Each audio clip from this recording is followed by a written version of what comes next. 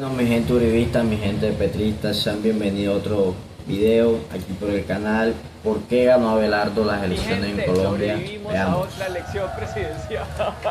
Después de tener una Pero campaña con más rápido, de veamos 100 por precandidatos, de rápido. ver a la izquierda coronándose antes de tiempo, Hay a Uribe tiempo. perdiendo su trono en la derecha, y suficientes videos con inteligencia artificial como para atacar el Magdalena, los votantes pidieron cambiar al gobierno del cambio. Hoy Colombia tiene un nuevo presidente, Abelardo de las Espriella. ¿Por qué ganó? ¿Por qué produce tanto miedo? ¿Hay forma de saber qué viene para el país? Pues calentemos el último tamal de las elecciones del 2026 de la historia. Más de 26 millones de personas fueron a las urnas. Eso nunca lo habíamos visto en una segunda vuelta. Abelardo es el presidente más votado que hemos tenido en Colombia. Eso sí, va a gobernar el país con otras 12 millones de personas que querían otra cosa. Porque solo obtuvo 251.000 votos más que Iván Y Cepeda. aunque Petro siguió jodiendo con el cuento de que iba a haber fraude, y el pacto histórico prendió velas para que aparecieran votos que cambiaran el resultado, las cuentas del preconteo y el escrutinio fueron prácticamente iguales. Segunda parte, ¿por qué un desconocido logró convencer a tanta gente? De la Espriella.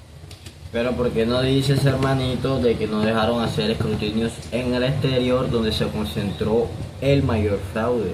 Eso no lo dice. Encarna muchas cosas que están atrayendo votos en todo el mundo. Por un lado, se presentó como un político no político. Como la gente está cansada que los de siempre no resuelven sus problemas y viven metidos en escándalos de corrupción, alguien que dijo ser ajeno a todo eso y romper con el establecimiento se vendió como gran opción. Recuerden que Rodolfo Hernández obtuvo más de 10.500.000 votos con ese mismo discurso. Por otro lado, no es coincidencia que Abelardo, como Rodolfo, se haya presentado como un empresario exitoso. A mucha gente le gustó la idea de que un millonario que logró todo lo que quería en la vida viniera a poner la casa en orden. Make Colombia great again. Aunque nunca hemos sido great. Si a esas dos cosas le sumamos que De la Espriella es un gran comunicador que usó las redes sociales con destreza para llegar a millones con sus mensajes, pues es casi una oferta que no podíamos rechazar. La de un tipo encantador, persuasivo, exitoso, millonario, que no necesita robar para ser rico y se ofrece para arreglar este país acostumbrado a la resignación. Ahora, De la Espriella también supo explotar las peores fallas de este gobierno, lo que nos lleva a la tercera parte, la culpa de Petro. Quizás el mayor fracaso de este gobierno y su desconexión con los... La paz total.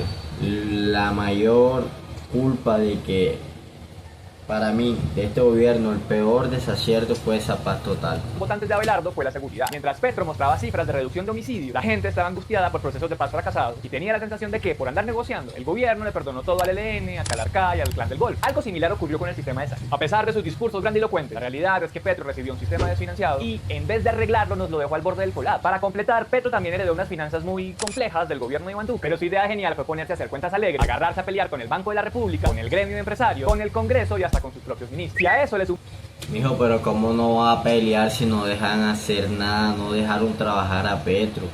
Mira, el Banco de la República subió tasa de interés ilógicamente durante todo el gobierno y ahora mágicamente las va a bajar. Más los Ay, tweets mal escritos de linda. madrugada, la impulsividad y agresividad del mandatario y su arrogancia al enfrentar las críticas y los casos de corrupción. Millones de personas quedaron con la impresión de que el primer gobierno de izquierda fue desorganizado, irresponsable e improvisador. Entonces, De la Espriella sembró y regó una idea sencilla pero poderosa. Petro nos dejó desprotegidos y él vino a solucionar. Además de sus críticas contra Petro, Abelardo mostró ser un hábil mercader del terror. Así fue como propagó un montón de estigmatizaciones y mentiras. Hizo discursos violentos contra la izquierda. Sepan ustedes, señores de la izquierda, que en mí tendrán siempre un enemigo acérrimo, que hará todo lo que esté a su alcance para destriparlos como corresponde. Contra las personas No hay olvido de esa palabra, destriparnos. LGBTQ. Que es que la familia puede ser un señor que se cree gato o una señora que se cree loro. Familia Terian, hermano, no. La familia tradicional, eso no lo voy a conciliar ni lo voy a negociar con nadie. Dijo que el país se debatía entre el bien y el mal. Colombia vive sus horas más oscuras. Un gobierno que ha invertido los valores, que convierte lo bueno en malo y lo malo en bueno. Y que básicamente estábamos a merced de los grupos armados. El gobierno de Gustavo Petro cedió nuestra soberanía a la insurgencia, a los terroristas. Eso logró sacar a mucha gente a votar emberracada, aterrorizada y con ganas de castigar al candidato de Petro. ¿Quieres entrar en estado de flow cuando Mierda. quieras? Mira. Oh. Sigamos. Cuarta parte, a Cepeda le faltó el centavo para el peso. ¿Por qué perdió el candidato de Petro? Para empezar, porque Petro no se cayó. Todo este año habló de impulsar una constituyente que generaba mucho rechazo. Sembró la paranoia de que iba a haber un fraude electoral. Atacó a personas que podían ser aliadas de la izquierda. Rompió leyes al participar descaradamente en política. Y hasta dijo que él se iba a poner a liderar la campaña de Cepeda cuando perdió en primera vuelta. Al final, infantilizó a su candidato y lo saboteó a más no poder. Lo más trágico es que Petro probablemente nunca vaya a reconocer todo el daño que le hizo al pacto histórico. Pero esa no fue la única razón de la derrota de Cepeda. El senador creyó que ya era el ganador porque por mucho tiempo lideró la... Que Petro le generó daño al pacto histórico. Petro, el pacto histórico, ¿qué mierda hablas, pelucón? Pues por eso no se preocupó por hacer campaña de verdad. Así no dio entrevistas y evadió muchas preguntas. No quiso participar en debates. No rechazó la constituyente desde el principio. Y no nos supo decir cómo iba a corregir los errores de Petro. Hizo una campaña anticuada de discurso soporífero que era solo de la izquierda para la izquierda con los de izquierda. Y mientras De la Espriella sumaba millones de seguidores en las redes sociales, Cepeda creyó que con la plaza pública iba a ser suficiente. En todos lados movieron el cuentico de que iban a ganar en primera. No solo no ganaron en primera, sino que llegaron de segunda. Para completar, la reacción orden inicial fue poner en duda los resultados, lo que ayudó a que muchos creyeran que Iván era otro Petro reencauchado. La frustración de la gente con la campaña fue tal que dijeron: si ustedes no hacen un carajo, nosotros sí. Vimos desde K-popers hasta influencers poniéndose en la tarea de hablar con los indecisos, de promover a Cepeda en redes, de contarle al país por qué creían que De la Espriella era un gran error. Todo lo que no hicieron los asesores de Cepeda, lo hicieron las personas, y funcionó. No solo despertaron al candidato, que empezó a aparecer hasta en la sopa para mostrarse más cercano, sino que lograron un resultado histórico para la izquierda. Eso demuestra que en Colombia hay millones de personas que creyeron en la propuesta de Cepeda, que no ven tan mal el gobierno de Petro y que quieren que Abelardo se modele. La última semana la campaña fue a toda mecha y quisieron hacer todo lo que no Escucha la retórica, que no ven tan mal el gobierno de habían hecho en Petro. mes, pero ya era muy tarde. Al final, el balón les pegó en el palo, lo que nos deja la sensación de que esta elección no la ganó Abelardo, sino que la perdió Cepeda. Quinta parte, los temores sobre Abelardo. Nosotros llevamos meses siguiéndole la pista de las Espriella. Por eso entendemos que hay personas preocupadas por su presidencia. Hay 6 miedos a los que hay que prestarle mucha atención. Uno, que la mano dura termine en abusos y tragedias. Abelardo llegó a decir que el excomandante paramilitar Salvatore Mancuso, uno de los peores criminales que ha tenido este país, se echó a la espalda una lucha que debieron haber dado todos los cordobeses. Mira qué rápido lo dice, qué sencillo lo dice, pero lo de Petro sí, pero esto no. Obvio que eso se va a convertir en abuso, hermano, obviamente. Si tú le das luz a la fuerza pública para que haga lo que se le dé la gana, ¿tú crees que no van a hacer abuso?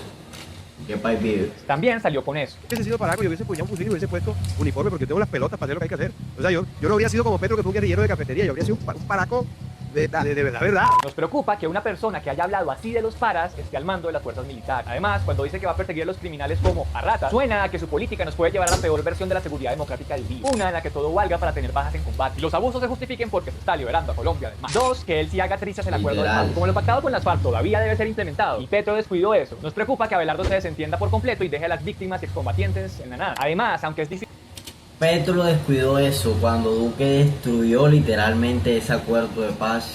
Qué gallardía, con qué vehemencia usted me dice esa falacia, cabrón. desmontar la JEP, como ha dicho que quiere hacer, podría quitarle financiación para asfixiarlo. 3. Que gobierne como sus ídolos déspotas. Abelardo nunca ha tenido un cargo público. Como Bukele sí, como Milei nunca. Y este se parece más a Milei que a Bukele, que Bukele lastimosamente para muchos derechosos de esto es socialista.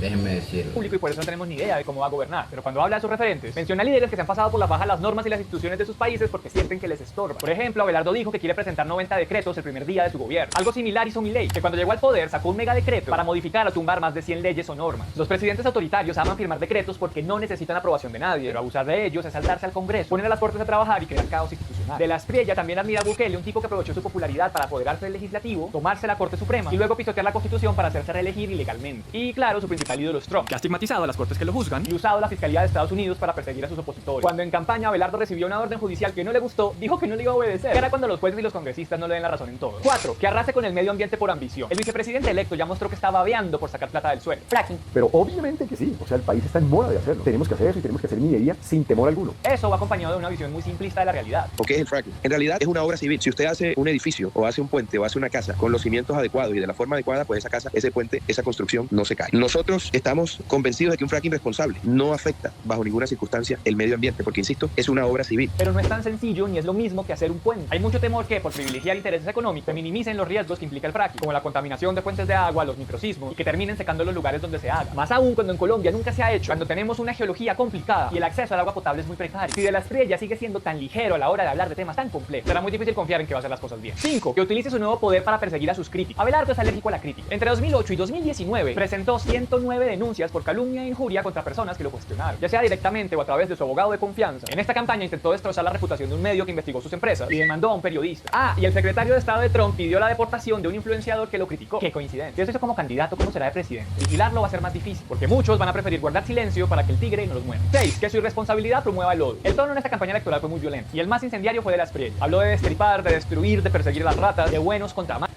Pero no, Petro era el que promovía el odio, el discurso de odio era Petro. Lo más grave es que hoy ya no es un La simple maldita candidato, es el gente. presidente electo, el que debe liderar y el que prometió que iba a gobernar también para los que no votaron por él, o sea, la mitad del país. Con Petro vimos lo que pasa cuando un presidente estigmatiza a la oposición y justifica la agresividad contra ella. Aumentan los mensajes hostiles y los colombianos ¿Cuándo Petro hizo eso, hermano? ¿Cuándo diablo Petro hizo eso?